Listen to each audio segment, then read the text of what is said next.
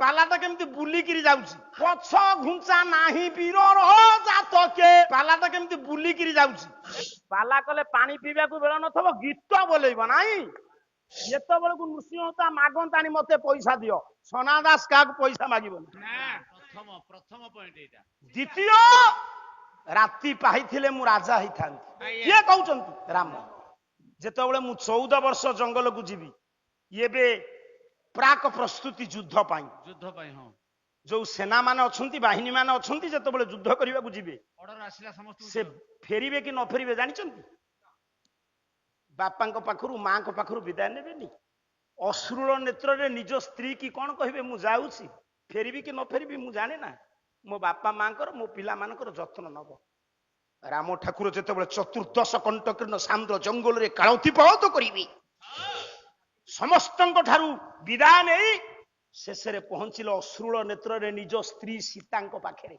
ସୀତାଙ୍କୁ ଗୋଟିଏ ପଦ କଥା କହିଥିଲେ ରାମ ଜଙ୍ଗଲକୁ ଯିବା ପୂର୍ବରୁ କବି ହେଲେ ବାଲ୍ମୀକି ବହି ହଉଛି ସଂସ୍କୃତ ରାମାୟଣ କହିଲା ଅଦୈବ ଯାସ୍ୟାମି ବନଂ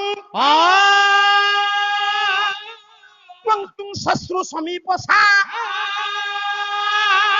ଶୁଶ୍ରୂଷା କୁରୁମେ ମାତୁଃ ନ ମିଥ୍ୟାବାଦୀ ନଙ୍ଗ ଭୟଂ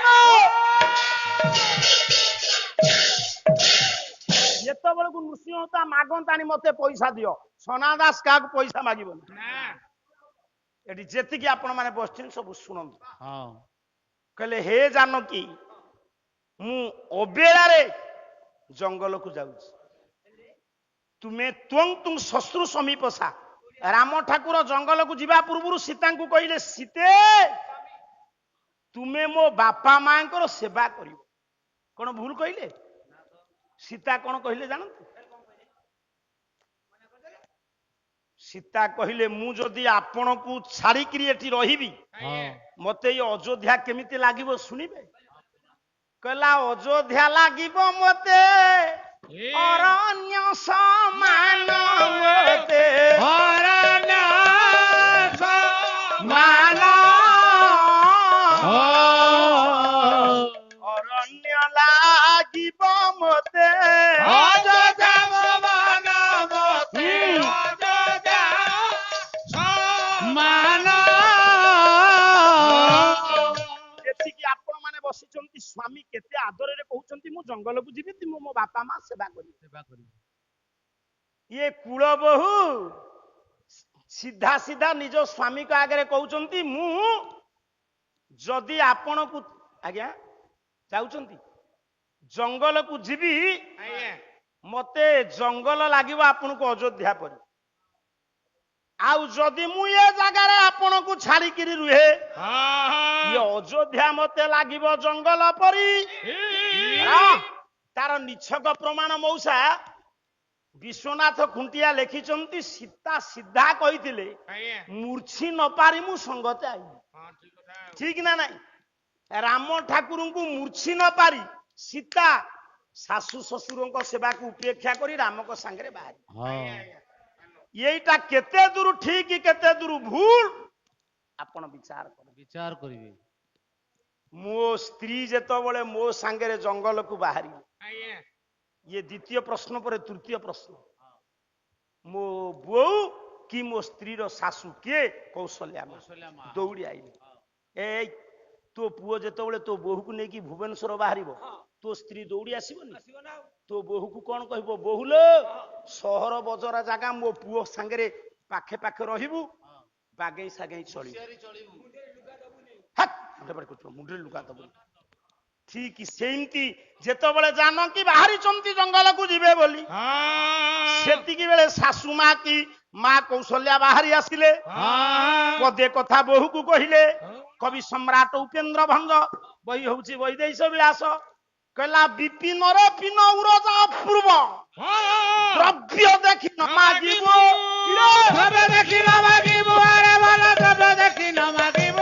ଆଉ ଏବେ ସହୋଦର ମଧ୍ୟରେ ଆଦର ବିପଥରେ ଗମୁଥିବୁରେ ବାସେ ପାଣି ନସୁରେ କଣ୍ଠୁ କାହାରରେ ବାସେ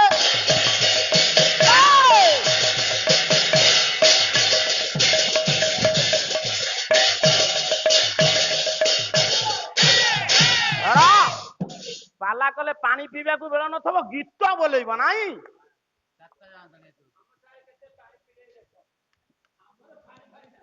ମା ଶାଶୁ ମା ଦୌଡ଼ି ଆଇଲେ କହିଲେ ବୋହୁଲୋ ବିପିନରେ କି ଜଙ୍ଗଲରେ ମୁଁ ଏମିତି ଭାବରେ ଚଳିବୁ ମୋ ପିଲାମାନଙ୍କୁ ଅପୂର୍ବ ଦ୍ରବ୍ୟ ମାଗିବୁନି। ବେନି ସହୋଦର ପିନ ଉରଦା କହିଲେ ପୃଥିବୀ ଝିଅ, ପିନ କହିଲେ ପୃଥିବୀ, ପୃଥିବୀ ଝିଅ। ଆଉ ଶାଶୁ କଣ ବୋହୁ କହିବ ତୋର ପର୍ବତ ଭଳିଆ ସ୍ତନ। ମୋ ପିଲାମାନଙ୍କୁ ଅପୂର୍ବ ଦ୍ରବ୍ୟ ମାଗିବୁନି। ସେତିକି ନୁହଁ, ମୋ ଦୁଇ ପୁଅଙ୍କ ମଝିରେ ବାଟ ଚାଲିବୁ। ମଉସା ସେଠି ସୀତା କହିଥିଲେ କି ନାଇଁ ମଝିରେ ମଝିରେ ମାଗିବି? କହିଥିଲେ ନା ନା ମୋ କହିବା କଥା ସୀତା କଣ କହିଲେ? ମୌନେ ସମତି ଲକ୍ଷଣ। ରାମ ଖୁସି ହେଲେ କହିଲେ ମାନିବାକୁ ପଡିବ ଜନକଙ୍କ ଝିଅ ବସୁମତୀଙ୍କ କନ୍ୟା, ଇଏ ମୋ ମା କଥାକୁ ରକ୍ଷା କରିବେ। ସେଇଠି ରାମ କହିଲେ କହିଲେ ଜାନକୀ ମାନେ ପୂର୍ବ କଥାକୁ ପ୍ରଶ୍ନ ଆକାରରେ ସ୍ୱର୍ଗପୁରେ ପଚାରୁଛନ୍ତି ରାମ। ପାଲାଟା କେମିତି ବୁଲିକିରି ଯାଉଛି। ପଚାରୁଛନ୍ତି କହିଲେ ଜାନକୀ ତୁମେ ମୋ ମା କଥାରେ ସମ୍ମତି ପ୍ରଦାନ କରିବା ପରେ ଯେମିତି ପଞ୍ଚବଟୀରେ ମୋ ସାଙ୍ଗରେ ପହଞ୍ଚିଲ, କଣ କଲ ମନେ ପକାଅ। କହିଲେ ବନ୍ଧନେ କବରୀ କରନ୍ତି ଚଉରୀ, ଇଏ ଚାରୁ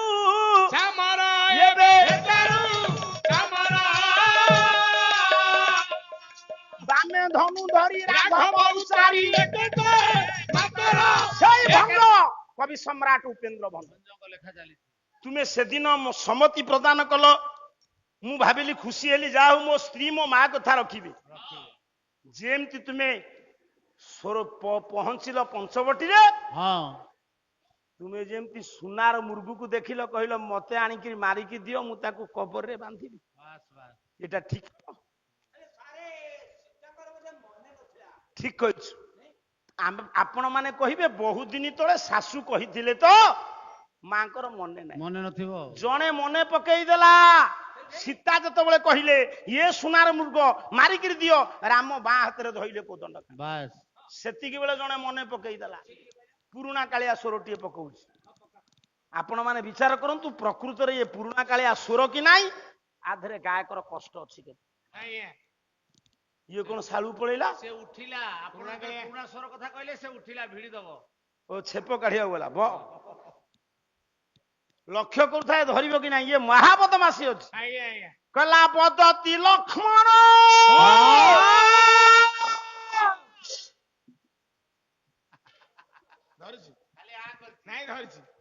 ମୋରି ଭାଗ୍ୟ, ମୁଁ ଅଲଗା ଗାୟକର ପାଳିବାକୁ କହି ଧରିବୁନି, ସେ ମୋରି ଭାଗ୍ୟ। ଆଉ କଣ କରିବା। କହିଲା ଏ କପଟିଆଣ ମାରିଛ ନିଶ୍ଚୟ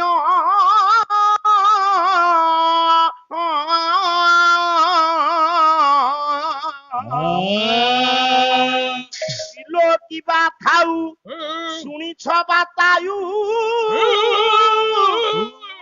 ସ୍ୱର୍ଣ୍ଣର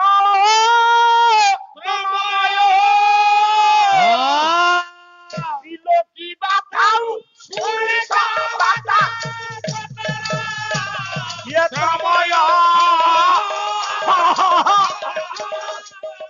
ଇଏ ବିଲୋ କିବା ଥାଉ ଶୁଣିଛ ସ୍ୱର୍ଣ୍ଣର ये छोट झांप तथा मानिया पड़े पुता बजेई ये यही खोर्धा जिला पाठ बापा प्रहलाद साहू पुणी आसवा गोटे ये हूँ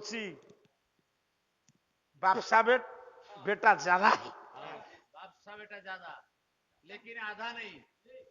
बहुत धीरे पाठ करना चंग चंग हो पाला बस लक्षण मने पकाई देला धनु जत बळे राम धरिले गेडुआ पद्धति लक्षण ये कपटी एण ये कपटी मृग परिष्कार कर देले मारिचनी। तुमे मां तो ठकिनी सेठी राम को पादुक धरथान तो नाही जीवा मने दरकार नाही। सासू कहिथे धनु धरिकी बाहरी की गलाळ को पछुरु डाकुचन नाही मौसा वीर थरे कांधरे धनु पकेला आ फेरिबो पछ घुंचा नाही वीर जातके पछा